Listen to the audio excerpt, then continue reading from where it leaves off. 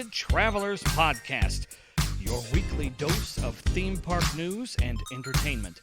And now, here to talk all things coasters, theme parks, and even more, here are your hosts, Jack Lathrop and Chris Jones. Hello everybody, my soul has been drained, I'm exhausted, and here we are again. Jack, take over. He doesn't even introduce himself, y'all. Hey everybody, my name is Jack. I'm sitting here with Chris. Actually, for real this time, he's right next to me. I can reach out and touch his face, right? Call the police. He's very happy. And we're here in Michigan doing, I think this is the first episode we've done together, like, in the same room. No. In Season 2. Oh, in Season 2, yeah, I thought you were about to say all the time. No, in Season 2, yes, we did one last year with Dollywood. But yeah, we're actually here. Both tired. So we didn't know what to do for the second half of this episode. So you're going to get a little bit of Michigan Trip Report. This is part 2.5, since it's not the full thing. You're going to get, like, the first half of what we've done in Michigan, and then the rest will come next week because we got more coming. But yeah, so I'm Chris, that's Jack, we're here. Shout out all of our patrons, Bryant, Graham, Grant, Jaden, Mark, and Allison. If you want to join the Patreon and give us money, link is in the description. All the money comes back to the show, and we appreciate it. We send you random stuff. You get the shout out, obviously. We love you a little bit more. You get special colors on our Discord server. Yes, that's true. Speaking of Discord, also link in the description. Go join that. That's where we get our questions. Sorry, everybody. We didn't do the question call out till like 30 minutes before this. So you didn't have a lot of time. That's on both of us. We kind of forgot we had to record an episode today. Which is why this is the way it is. So yeah. Yeah, there's our most random, eclectic intro of all time. I think that's a fair assessment of what just happened. But look at what's happened last week, so let's jump into weekly news. Kicking it off, Canada's Wonderland has finally reopened. Yay for all of our Canadian friends. Go ride Levi. That's God. Good luck with that massive line. I haven't paid attention to it that much, but seeing them closing every 2 rows in between is ridiculous. I'm going to assume that the lines have been terribly long. It'll probably be 2.5 years and then they'll be back to normal in Canada. But we'll see. But it's reopened at least. Congratulations to Canadian people. You guys get your rides back. I mean, the Ron's been open, but you get your good park back. So yeah, that did happen. It's a little bit different than the reopening for the U.S. parks went, and it's way later, obviously. But yeah, that was the thing. Okay. Also, James is very happy. Ride to Happiness is now open. Chill out. It ain't going to be better than Time Traveler. I don't see the vertical drop out of the At station. TDR. Yeah. That's the missing part. I'm sure it'll be great. Probably, knowing me being a weirdo, it'll end up in my top 5 or something. But I don't think it's going to be as good as Time Traveler. And our friend James plugged that episode. He was on. Go listen to that. Is over in Europe and is going to get to ride it. So, Are they going to Plopsaland? Yep. That son of a gun. Yeah. James, I hate you, but I also love your bald, beautiful face.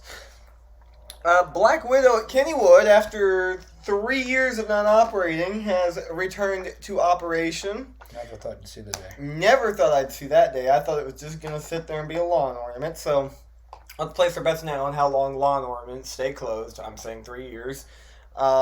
But yeah, good for all you Pittsburghians or whatever the heck you like to go by. You've got your giant Discovery back or whatever. They have Phantom though. They shouldn't be complaining. I don't know if it's a giant Discovery. I think it's a giant Discovery. I think it is. But yeah, that opened. Something that directly impacts us and impacted last week's episode. Plug to that. Go listen. Shivering Timbers reopened. Thank God. We got to ride it. We'll talk about it in a little bit. But it reopened after that bump. It's on one train and it's got some new track in the station. Yeah. But speaking of things that don't affect us really, but have happened, Skyrush be broke, El Toro be broke. Intamin be broke. We don't know when they're going to be reopened. El Toro's not going to reopen this year. And from what we've heard, Skyrush might have actually broken itself pretty good and could be down for a while as well. So, if you're planning on going to Pennsylvania or New Jersey for either of the Death Ejector Intamins, I might consider postponing that trip until 2022. Yeah, sorry, people. So Sky Rush apparently either snapped the cable or the motor just straight up broke, which is bad. And you know how long it takes to ship parts with COVID and everything. That will probably be down a while. Toro was way worse, and it's something that's super unfortunate. Luckily, nobody got hurt, but like It could have been a lot worse. yeah, like I think it was the body of the car, the chassis or something disconnected from some of the wheels. We had heard that maybe a wheel exploded. We had seen that some of the track got messed up from it, and it ended up valleying. So very similar to a derailment with the back car. And I don't know how people didn't get hurt, but yeah, that happened with Toro, which sucks very badly. And Intamin just be breaking out here. So yeah, we're lucky that nobody got hurt with Toro. That's the main thing. Yeah. But it was bad.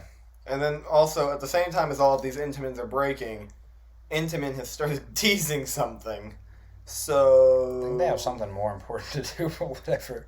it's like, shouldn't you be fixing your, operational rides, not your future ones? That's not how Intamin works. Intamin, we break things. I am very happy that Lost Coaster and Haggard haven't gone down yet. I need them open for when I get back. Also, we just gotta, pray because we're going to the Intamin capital of the world Yep. later this coming week, and I really want to ride Mainly Maverick. Maverick and Millennium and Dragster, which are my they're three GOAT tier Intamins. Yeah. So we'll see what happens. Hopefully those can stay open. Probably not, but we'll see. Okay, and then the next thing, which is something that'll never happen, there was a new theme park planned for like the Nashville area, right? Yeah. Yeah. So, ever since Opryland closed, there have been people trying to bring back a theme park to Middle Tennessee. And the problem they all run into is they either can't get the land because Nashville land is hard to get, they can't get the funding, or they just give up eventually, or it's all three of those. And so there have been at least 4 or 5 proposals for a park in Nashville somewhere in the last 10 years. None of them have ever worked. I don't think this one will work. I would love to be proven wrong. I would love to have another park in Tennessee. That'd be great. But I just don't see it happening. Even if it does happen, it's probably going to be much smaller than the concept art showed. And if it does have coasters, they'll probably be kiddies. But, I mean, the main thing is new parks just don't happen unless it's China. And even then, sometimes it doesn't happen. We see stuff for Dubai. We see those massive towers with 500-foot coasters and drop towers, which was like 15 years ago, the first one. Those don't happen. And the Epic Universe hopefully will happen. They've got track on site now, but new theme parks just don't happen often. No, and that'd be such a Nashville. It'd be a great environment for a park, but it also would be an uphill battle because you're only about 2.5 hours to Holiday World, about 3 hours to Kentucky Kingdom. They'd have a 3 decent local market at least. But to Dollywood, and so you've got these established, names already of oh, let's go here. It would take this park coming out swinging big, fast. I mean, to make an impact. And you're right, you're going to get that local community, but you're not going to be a destination park unless you start growing fast.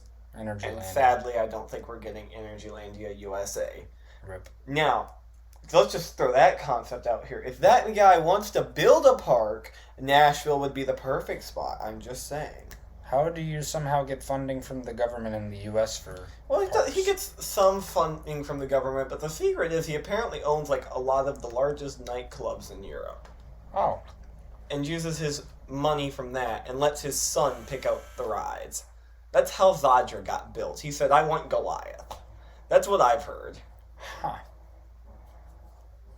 Can you pick, more cool stuff, kid? What do we want? If you're somehow listening, I'd like a 200-foot tall Mach Extreme spinner with a vertical drop. Can you build some mountains, a B&M too? Giga. Could we get Terran 2.0? Well, Abyssus is kind of that already, but could you put in more rock work around Abyssus? Stingray Rock, please. Stingray Rock. Oh, yeah, could we get Wood Coaster Part 2?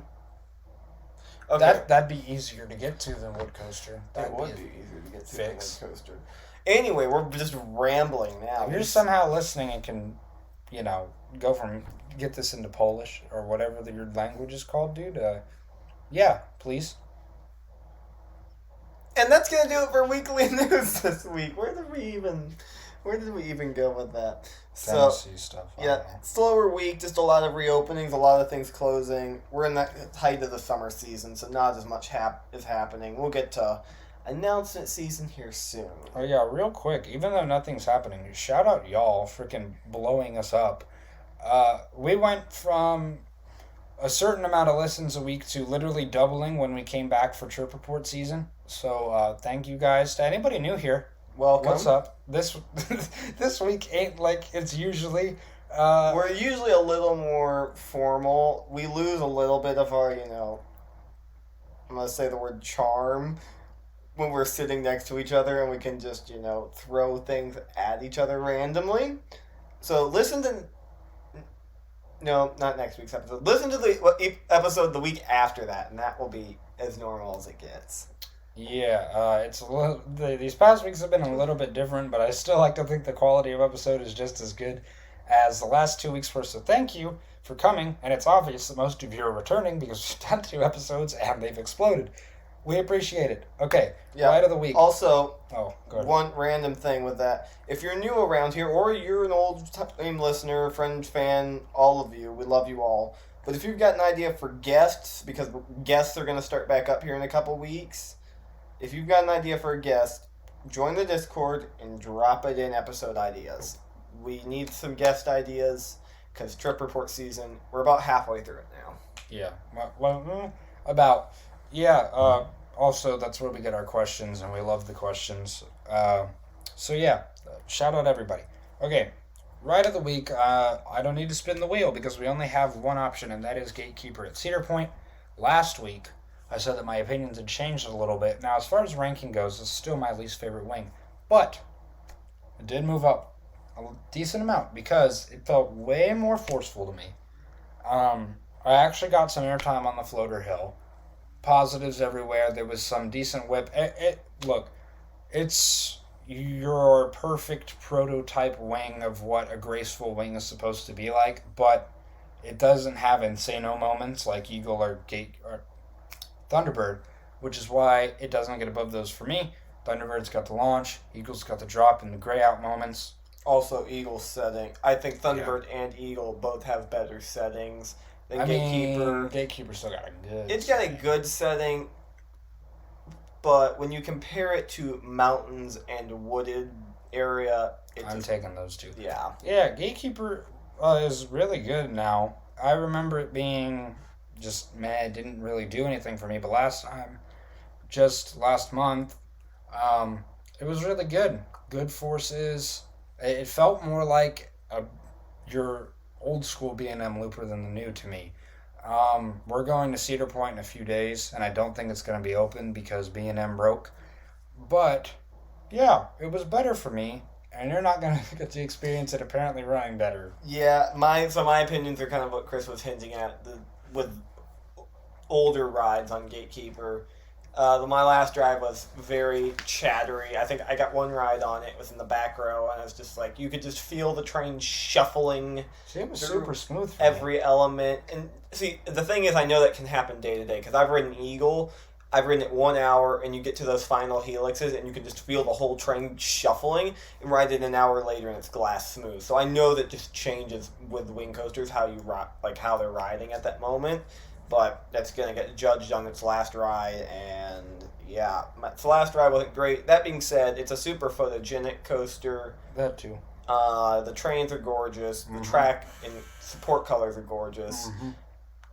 I would love to give it a second chance. I am a little bit sad it's not going to be open for us this coming weekend. We're going to have fast passes, so we would have gotten on it. Yeah, I was planning on riding it because it's been... We'll get on everything with those. Yeah.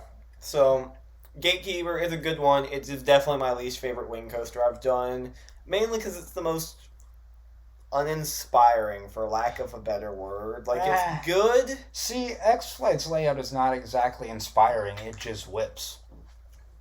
And that's the thing about X-Flight, is it doesn't look inspiring, but when you get on it, it punches. Yeah. And You're Gatekeeper, right. my last ride on it, I just don't remember it punching. Yeah, Gatekeeper's layout is very typical looper and is like, if you want your graceful wing, or what B&M would probably show a park trying to sell a wing, that's probably what they would show, if I'm going to guess. It's very, very basic, but it's big. And it definitely was more forceful for me last time, but it is not Eagle, it is not Thunderbird, but it's good. Another random thing about Gatekeeper doesn't have a standout moment to me.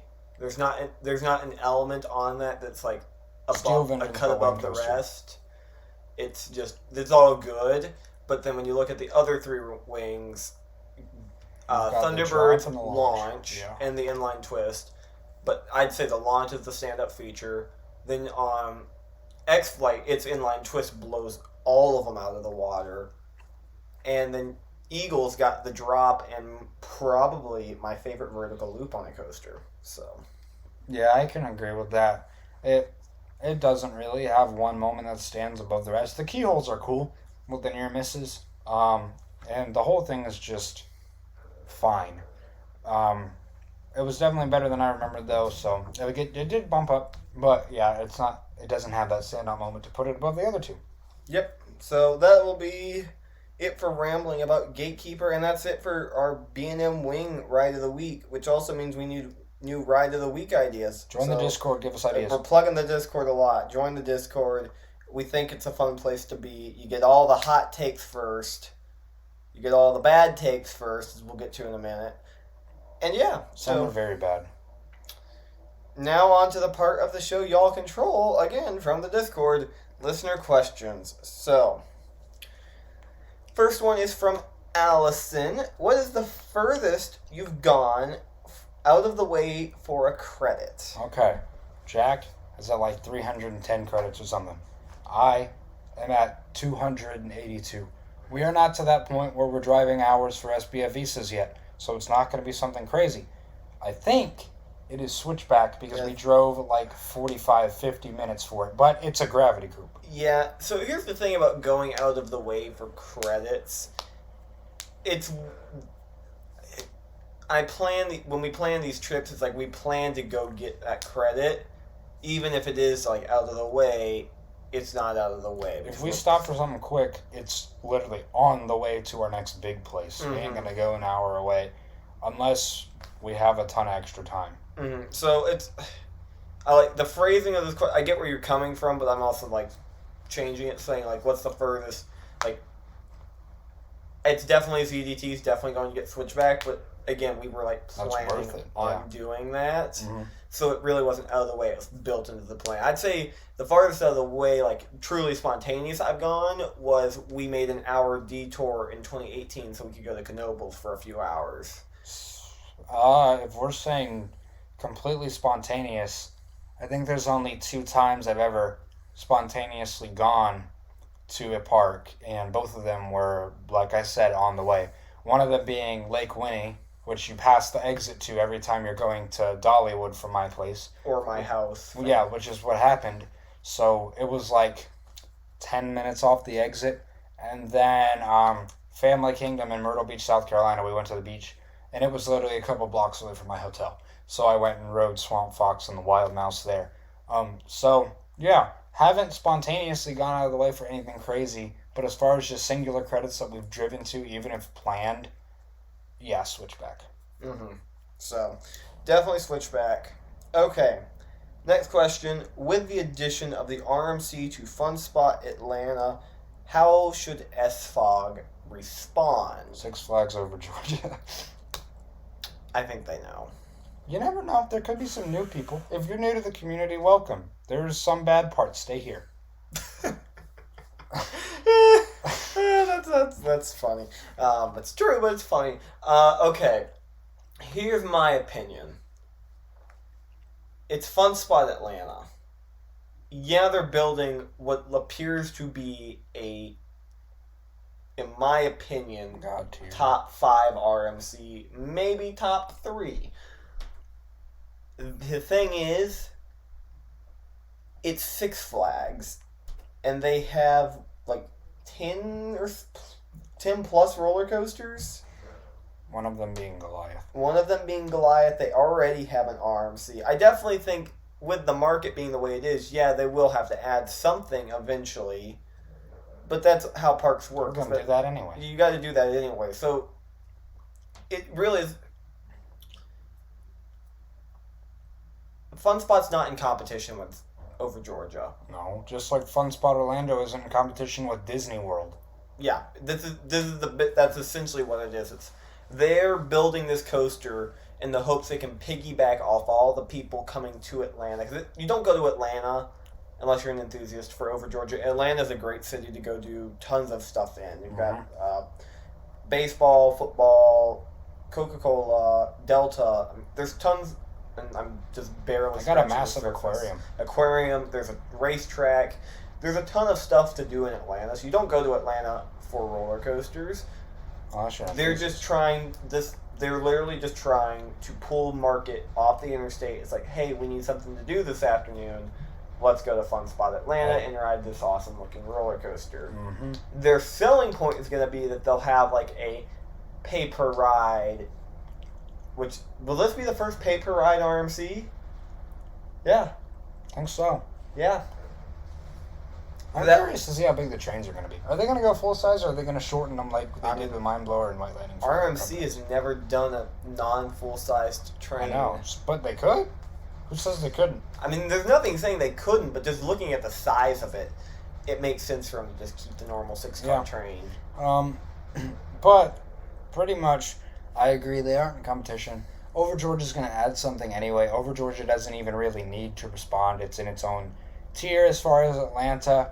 This is just going to be the cheap, quick place that you can go, like Jack said. Just like Orlando and Kissimmee. I'm glad that they're adding it, and wishful thinking is Six Flags Over Georgia needs to respond with an SNX axis. Yeah. Well, okay, so this deep in this, like thicken the plot a lot. Clearing if in something. 10 years, Fun Spot is still doing like crazy additions to the Atlanta property like this, and yeah, Six Flags is going to have to start responding, but this is such I feel like this is going to be like a one and done, because this is the last Fun Spot park that doesn't have a major coaster, because the other two, you have White Lightning and Mind Blower. This is bigger than both of those combined, quite frankly, but still, it's the last of their properties that needs a major coaster. So if you look at it like that, they'll put this ride in, and they'll be done with that park getting big stuff for a while. Yeah. So basically, they don't need to respond, but I mean, they're clearing something. Maybe they will. Mm-hmm. Free spin, SNS launch. Even could see another Raptor pop up. So, who knows? Yeah. Okay. Next question, also from Grant. Jack, would you rather eat spaghetti every Wednesday or lightning rod go bye-bye? Someone get me a book of matches and I'll do it myself. Next question, please. Okay. Rides that are good to ride but are awful to take pictures of. Thank you, Klaus, for putting this in so we didn't forget. Yep. Okay. All of Silver Dollar City.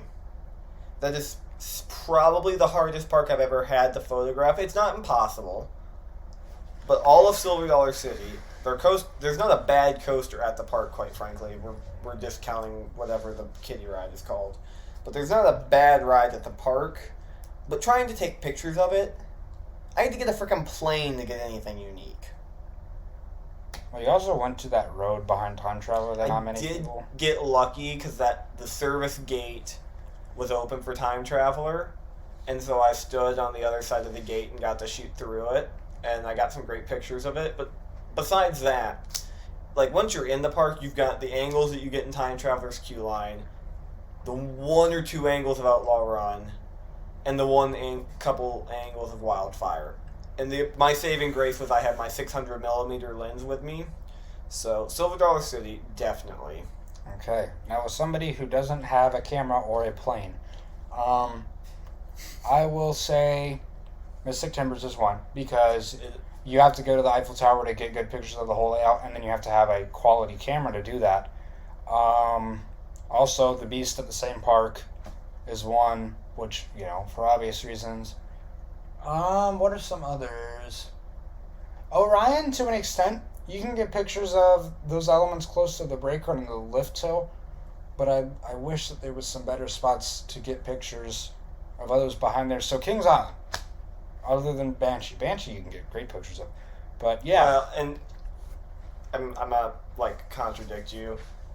You're talking about all of that with just a phone, right? Yeah, that's what I'm saying. Like, without a camera, that's the problem. When I roll up to Kings Island's one of my favorite parks to shoot, because as soon as you have a telephoto lens, you can you can be standing in Rivertown and take pictures of Orion, and they're great. But so yet, also go back to the River Rapids ride and get some good pictures of Mystic. See, that was closed when I went. So okay, I'm trying to think of some other ones.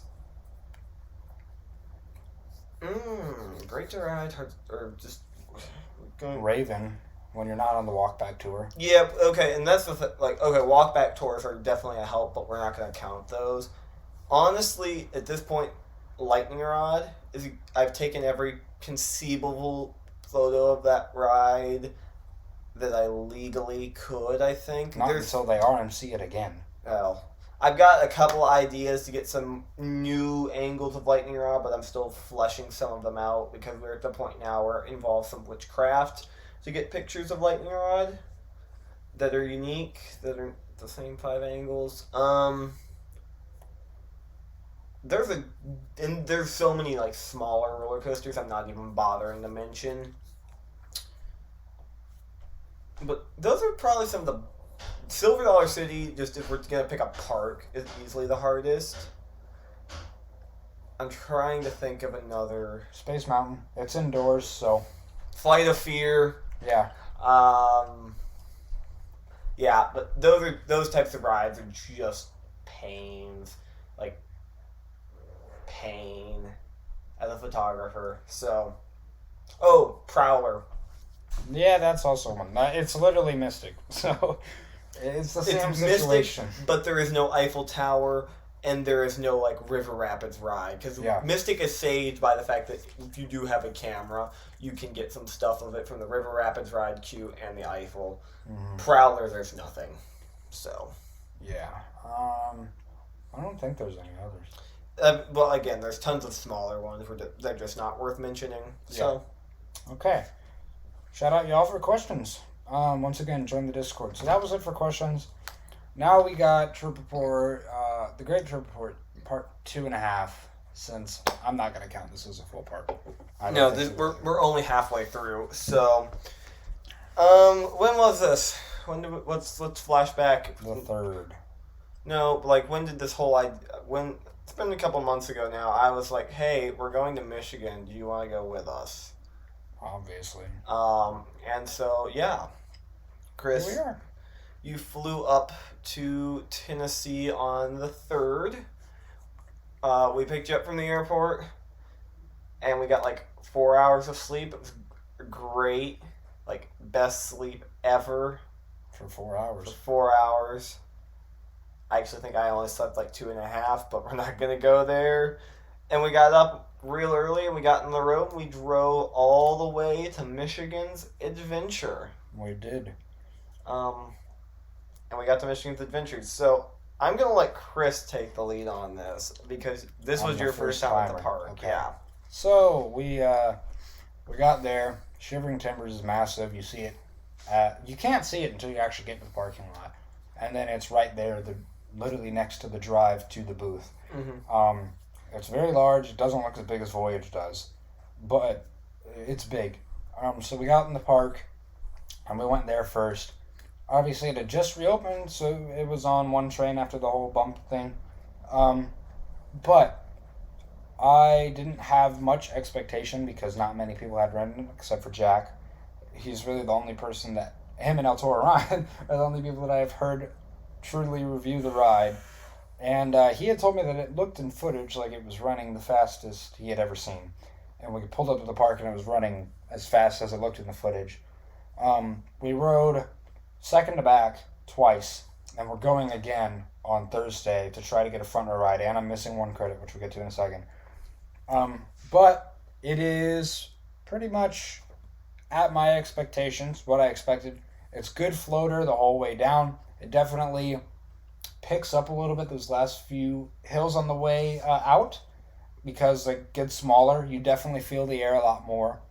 Then you've got the turnaround, which is some solid lats. And on the way back is also a really good floater, except for one random triangle hill. That gives pretty much ejector. And then you've got the helix, which is solid lats. And it's not legend or anything, but it's good. And then you've got the brake run. So I didn't expect Voyage or anything. I didn't expect it to be my top Woody, and it's not.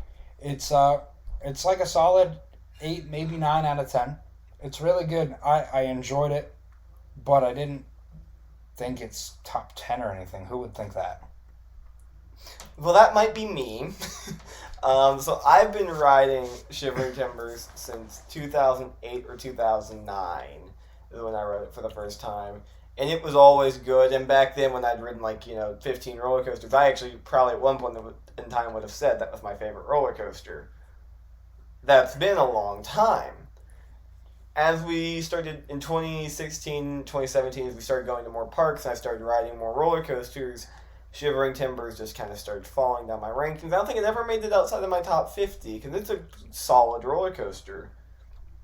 It was just one of those, we kept riding other things that were better, and quite frankly, every summer we came back, it felt just a little weaker.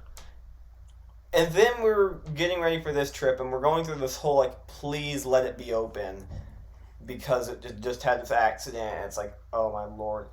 It's the big reason you go to Michigan Adventure, because the park is nice, and we'll get to that. I don't think it is near as bad as everyone makes it out to be.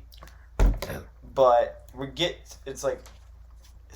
it hurts going to Michigan Adventure if the ride is not open. So we get on it, second to back row, which has always been the best. And of course, I've seen the footage and I've seen how fast it's running myself. And we just start going down, and I had so much room, and I'm just getting catapulted with floater over every hill.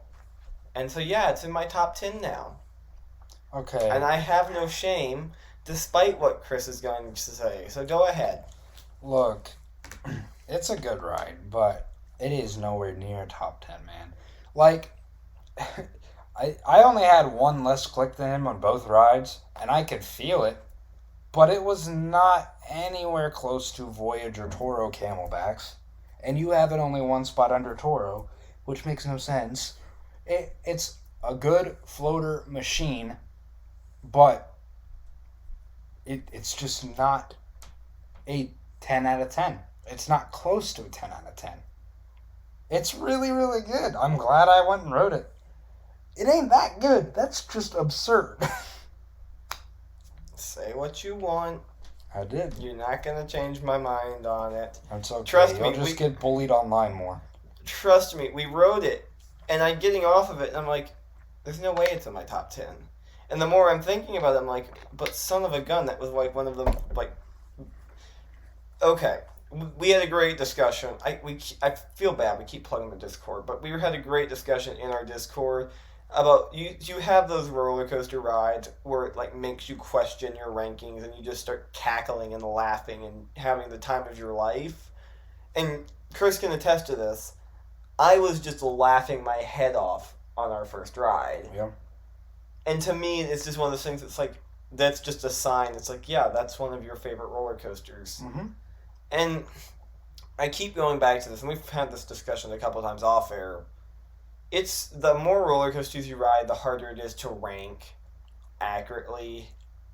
And then we were having this what's the best and what's your favorite, and then how do you tell the difference between those two?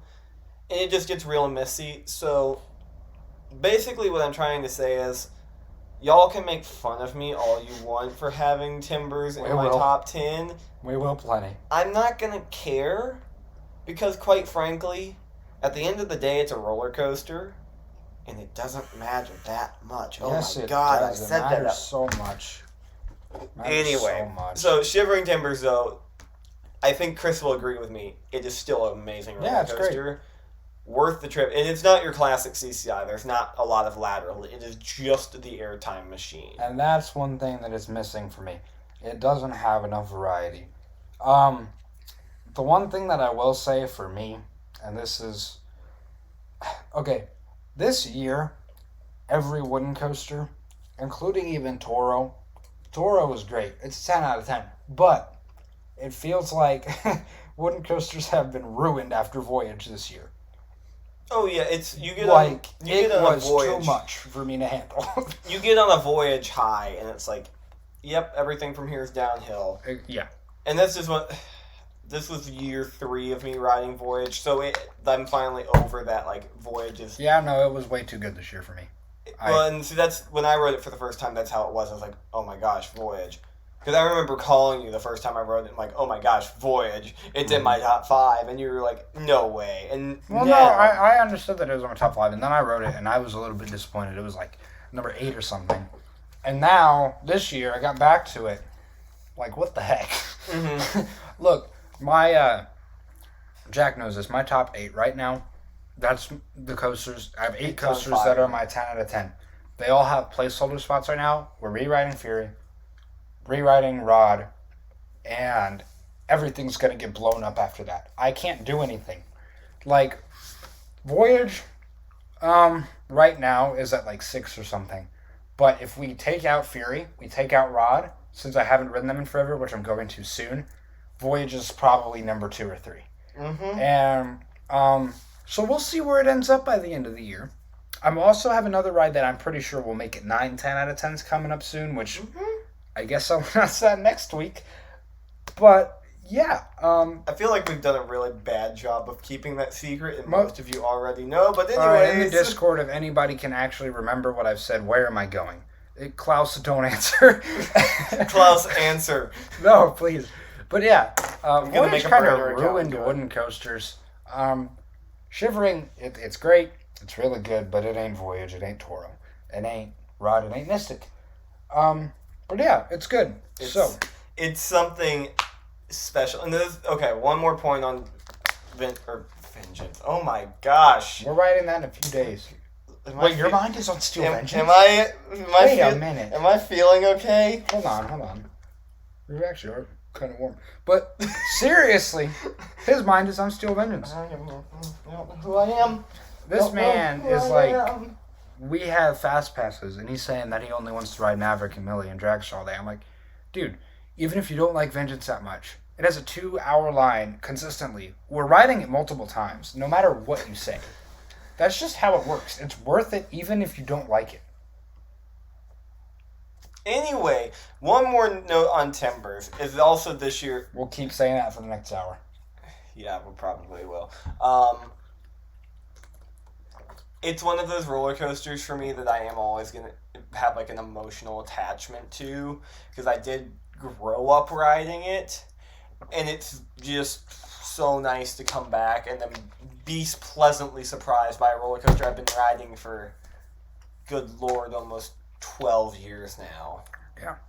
And it's just so getting that ride on it that like makes me giddy again. And it's just going to shoot up in my rankings. It's one of those things where at this point now where my top 10 is not like that's the best roller coaster. No, that's the roller coaster that makes me laugh and like have fun. So yeah. But okay. Rest of Michigan's Adventure. Let's move on.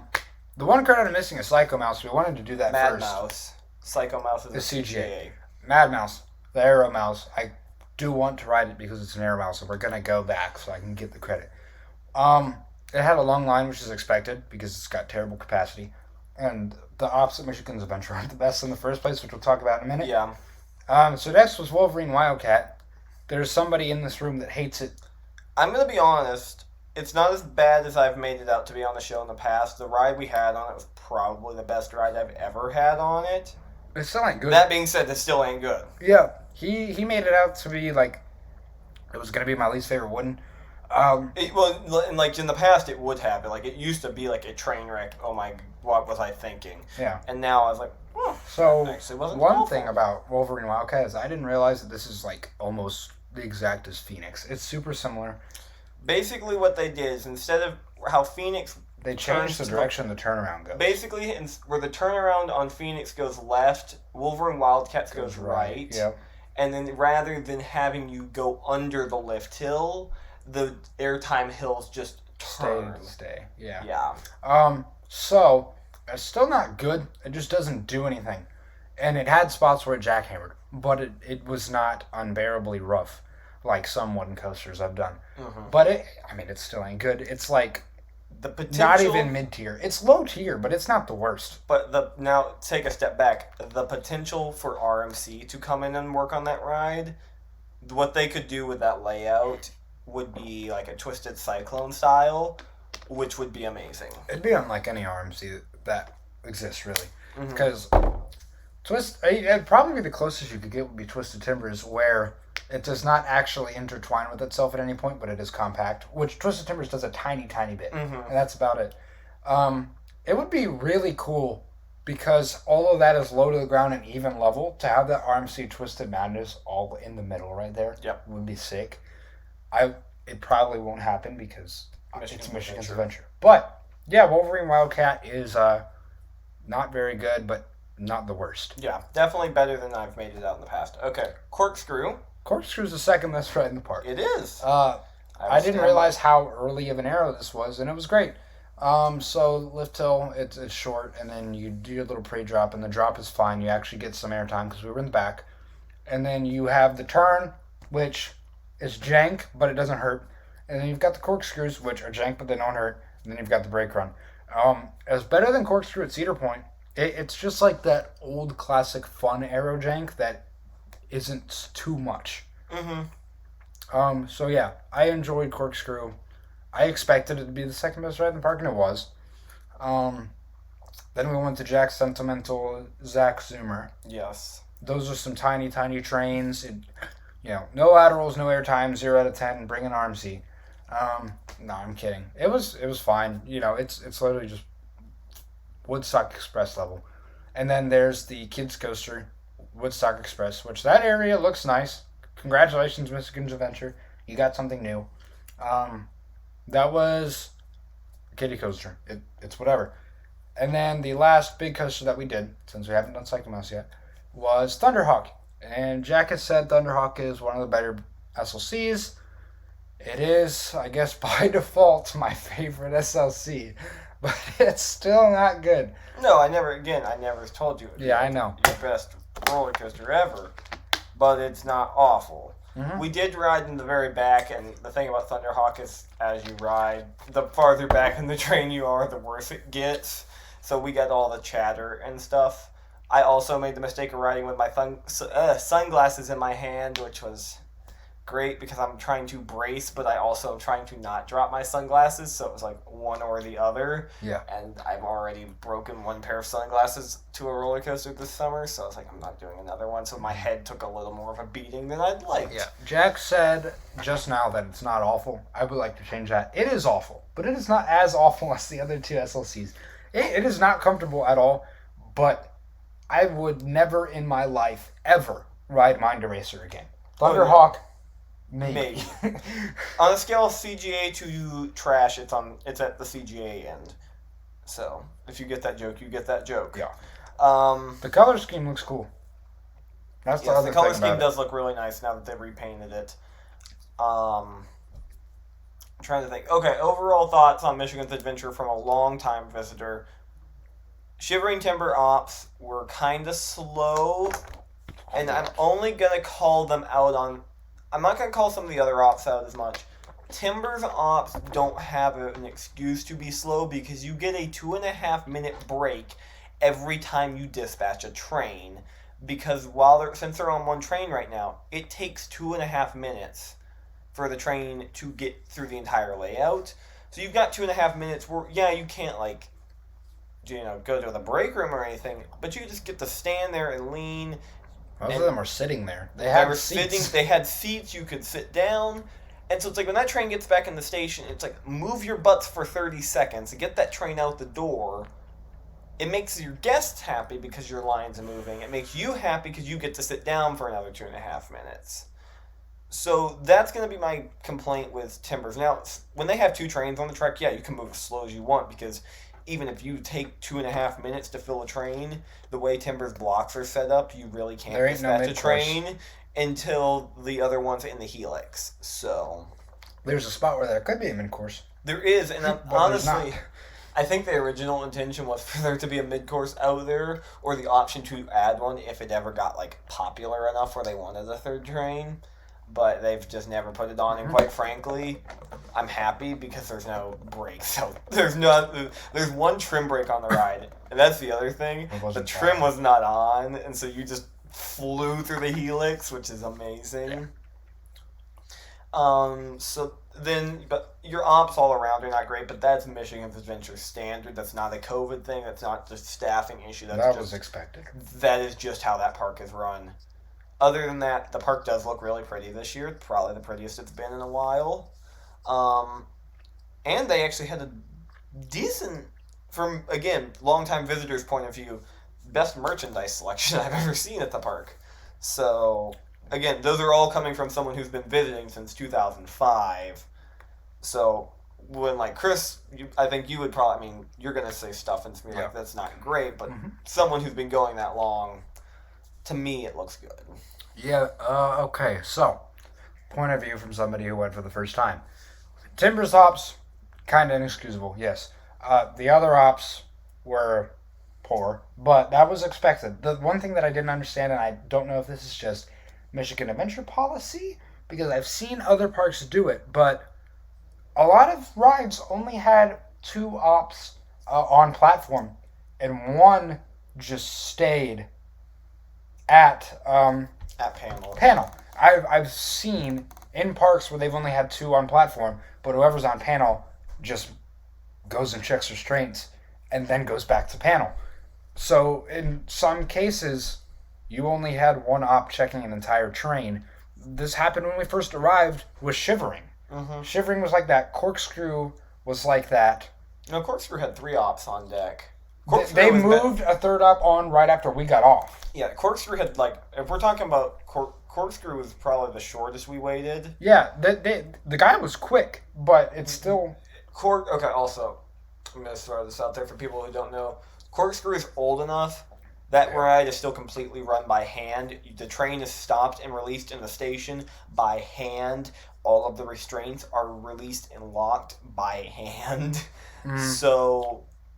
that ride... Considering all that, they were going at a good speed. And they only have 1 train, but that ride is literally 30 seconds long, so... They don't really need to be super fast. Thunderhawk's ops weren't good. No, they were... But yeah, so they would have an extra op, but they would just stay at panel, which I guess that's probably just park policy, although I know that you don't have to for the rides to work, because I've seen it at other parks. The park, it ain't gorgeous or anything, but it's fine. It's... standard, smaller park. Concrete with some shade involved. Just pretty generic. It was clean. Yeah, there was actually more merch than I expected. I only got one thing, which is something that I get at every park I go to. Just like a small pin or keychain or something. But they had Shivering Timbers shirts, which was surprising. So, other than ops, good time. I enjoyed Michigan's Adventure, but until they actually add something, which will probably never happen, I ain't going to come back. I'm glad to be here now because I can get the credits and I don't have to come back until something is added. I'm getting it out of the way. And I've told Jack that. That's what I'm most happy about. And that's why I was most happy that Timbers was open. Because it's a great ride. But it's even better that I can just clear this park off the list and not have to drive all the way back up there again until they add something. So yeah, Shivering Timbers of Michigan's Adventure, good. I enjoyed it, but it's definitely my least favorite Cedar Fair park because ride collection. When you compare it to other Cedar Fair parks, I've been to 10 of the 11 and it's the bottom one. There's just nothing else. A text from Sarah Anderson. Yeah, excuse me. Sorry, people. Okay, so yeah, should we move on? Yeah, moving on. So the other thing about Michigan, and some of you know this, some of you don't, is my family lives up here. And so we are... I just totally lost my train of thought. We'll cut this.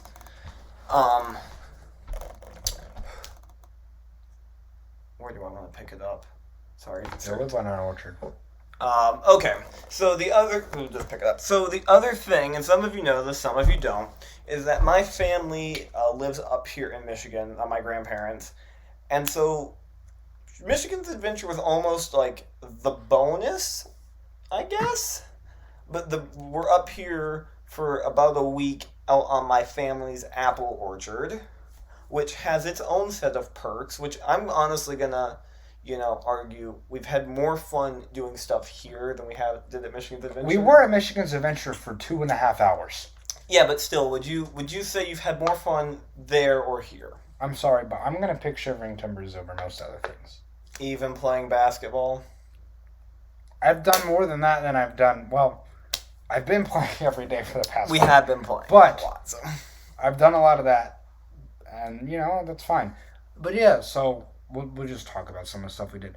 There's a barn that has a basketball hoop. I've spent way too many hours doing that because gotta get in the lab, get to work. That's just what I do. We've been having fun. He's whipped me a couple of times already. I am awful at basketball, and Chris is amazing. So also shout out Bryant with the baseball stuff now. Yeah, we've been. So the other thing is, we have a basketball court, a driving range, and makeshift batting cages, all here. Yeah. So we've done some driving range stuff. I've nailed a couple of bombs out into the orchard, and then we set up a makeshift batting cage, and we've been hitting baseball or softballs, I guess, off into the orchards. We've only lost one, which was the only one we had. I know there's another one though. So that's went golfing. I didn't golf. Yeah, you caddied for me. I went whipping. I had the golf cart basically. I didn't really caddy. I just drove the golf cart around. Which, that's entertaining enough. Mm-hmm. What else? Cherry picking. We went cherry picking. That happened. And then, literally a couple hours before we recorded this, we went down to Silver Lake and rode another roller coaster. And if you're familiar with the hamster wheel that was at IAPA we rode that in 2019... It's in Silver Lake, Michigan now, which is 20 minutes from where we are right now. So we went down there and rode that, and review time. I'm still processing, honestly. Yeah, okay, here, I'll just go. It ain't nothing special because it's literally a small square, basically, is the layout, with 2 hills.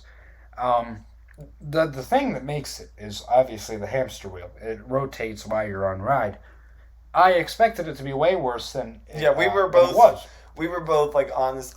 I'm not sure how you were, but driving down there, I was I'm kind of dreading this. I was too. Now, if you've seen pictures, the over-the-shoulder restraint is massive. It is huge. My big inflated ego head could barely fit through. Yes, I have large ears, which also, real quick, I don't think I've ever said this in the podcast.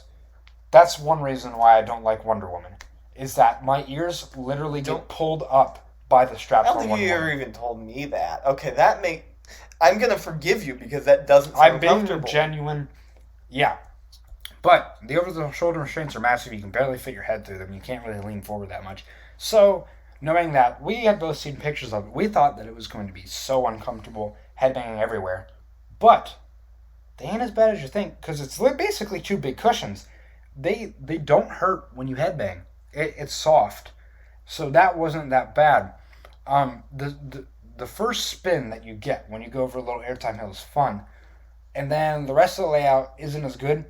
Now, that's for me, and also for Jack's dad, because we were in the 2 seats where, as you go through the turn into the station, or the turn around into the station, you basically get held upside down through that whole thing. So you're getting upside down laterals, and it kind of jams you in a position that is not comfortable at all. That was bad. The rest was fine. Yeah, the first flip was really entertaining. Yeah. And I think if they could get you to flip again, if you could rotate the whole way on that turnaround, then it would be great. Yeah, if you rotated, because you rotated 2 to 2.5 times per lap around the track. If they could have gotten you rotated 3 times, where you rotated once over the first hill and then twice going through that long turn, I think it would have been better. Because that was the other thing that I'm not sure how it works, and I'd love to talk to someone, but the flips were the same every single time. Mm-hmm. So it's definitely like Yeah, because it controlled. stops and then there's, I think it's sensors that when it passes, it kicks it to flip, and there's wheels on the actual hamster wheel car that you can see from the station that run. So basically, you're running on that while the chassis is running on the track. So it kicks in the same spots every single time. The rotations are the exact same. And, like, let's just be real. It's a gimmick. I put it, like, if I had to rank the thing, it would be Wild Mouse range. Yeah, it's a kiddie coaster, but it's better. I think I'd still take a lot of Wild Mouses over it, just because. And I apparently I apparently sat on the side that was there was more comfortable, just because of how I got thrown coming in out of that last turn. And then talking to my dad and Chris, who rode on. There's 2 hamster wheels on this now. They actually went and they had Zamperla. No, sorry. Good God. I'm sorry, folks. I am tired, apparently. They had SBF Visa. Actually, they bought another hamster wheel for this ride. Yeah. The front 2 cars are hamster wheels. So, when you think about it, it's a weird hodgepodge because it's a ride that's built for kids, but then you have the hamster wheels, which is definitely have a 55-inch height requirement, which is more than B&M's. But in a way, it kind of makes sense because it's a cheap way to add in a thrill ride at the same time as a kiddie ride, so the parents can have something to do. It's fine. The trains are super tight, but it's a fun little gimmicky thing that we enjoyed. And the other big thing that happened at Craig's Cruisers. So after we did this, we were all like, okay, we're hungry. There's a Great Wings place. It's great. I mean, it's good. It's not like world's best wings as they advertise, but it was good wings. We got wings there. And then my grandma, where we're sitting there at dinner, there's the bumper boats are right next door. And she's like, we should ride the bumper boats as a family. And just so you all know, Chris is now like an honorary member of the family. It's just kind of happened. I don't know what happened. I'm just here. I mean, yeah. So he's part of our family now. And she's like, we should ride the bumper boats. And so we're all like, yeah, that would be fun. Let's do it. So we get in the bumper boats and we're out there and we're having fun and we're ramming into each other and splashing the water on each other. It was fun, right? I think it was fun. I don't understand why, and you might have seen it. I didn't get water splashed on me unless it was you and unless it was me and your grandma colliding. We splashed the most. Our 2 boats. Went ham. It was just all about, I think, just the angle and how much like speed you had every time we hit each other. Me and your grandma. Because I would hit you like, so we'd bump into each other and had been like close when we started, and we didn't get anything. But like if I rammed someone after having like gone across this entire pond, I felt like I got more water on them. So I think it had something. Was consistent. Yeah. Anyway, so it was fun and all, and so the guy rings the bell and we bring them. We bring the boats back in, and my grandma is the first one he goes to. And so he puts the little cord on her boat, and he's like, okay, get on up for me. And so he takes the guy's hand, puts one foot on the dock, and the guy had let go of the boat. And so the boat, because of physics, just starts drifting back out into the water. So she's got 1 foot on the dock and 1 foot on the boat. Y'all see where it's going. And the next thing we know, she don't got any foot on the dock or on the boat, and she's upside down in the water. I about fell out of my boat backwards laughing. My grandma fell in the water doing bumper boats at Craig's Cruisers in Silver Lake, and there are pictures of it. I don't know if I'll ever post them anywhere, but I don't think she'd be too happy. That happened. That did happen. What did you think? We all had life jackets on, so I knew she would be fine. So don't think this is malicious or anything, but it was funny. It was hilarious. Everybody had life jackets on. She would be fine. She just got wet. It was funny. Felt kind of bad, but it was funny. It's one of those, like, yeah, if she'd gotten hurt, it'd be one thing, but she didn't get hurt. She just fell in, and the guy is helping her out of the water. My grandpa's standing on the dock with his phone out, taking pictures and video, and my mom's got her phone out. I'm about to fall out of my boat laughing so hard. My dad is just drifting around laughing. And you're down at the far end of the dock just, like, sitting there. And I'm like, this is great. And I think, so that was amazing. We had and a crowd looking at that point. The best thing about it, though, is as we're walking back to our cars, she's like a celebrity. Yeah. Everyone had to know. What happened? And so, yeah, I made the joke as we were walking back to the car. I said, they probably have, like, one of those boards around here somewhere. It's, like, so many days without an accident. You just reset that to 0. Yeah. So, yeah, that was a eventful end of the night at Craig's Cruisers. After that, we headed up to AJ's Fun Center, or whatever it's called, in Pentwater. One of my cousins works there. Played around the mini golf. I kind of beat Chris really bad. I mean... It's golf. You had it. I don't. It's mini golf though. I don't putt ever. You did have one really bad hole. If you hadn't had that hole, it would have been a lot closer. Yeah. But it was fun. And then Storm chased us back here, and we're recording a podcast. So apparently, this is something we do now. Yep. So that's Michigan so far. We still have a couple more days here. Cedar Point, Dollywood with the family.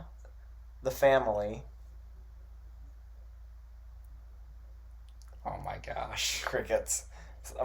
Right there. Yeah, mm-hmm. Shut up, Mike. If he listens to us, he'll understand. When you're here, you're family. I don't. Here, your family.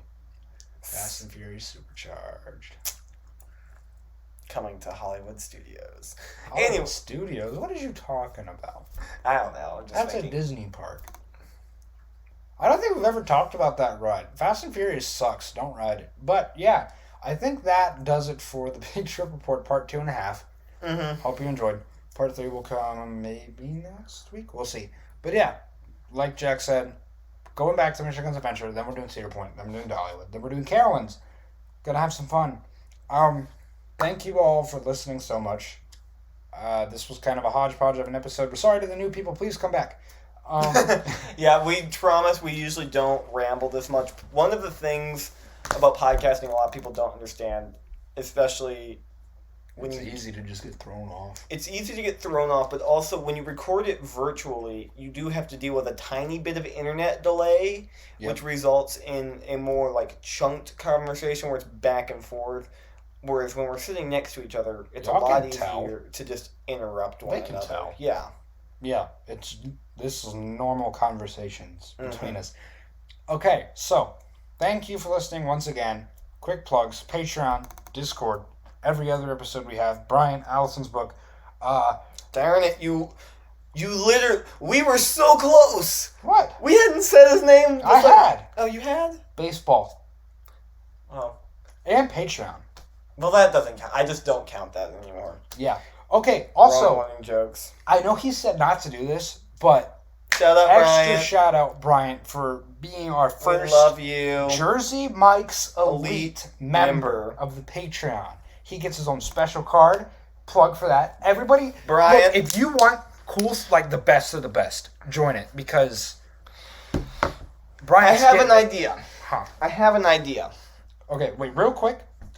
If you want to know what you get out of Jersey Mike's Elite, you get our cell phone numbers, first of all, because you direct access to us. He already had that. But the big thing that he's getting from me specifically, I am riding Nighthawk with him. Oh, yeah, I have said on this podcast that I would never ride it again, but since he upgraded, I agreed that I would do it for him. Well, there's other things you never get to hear are my alarms going off for random things.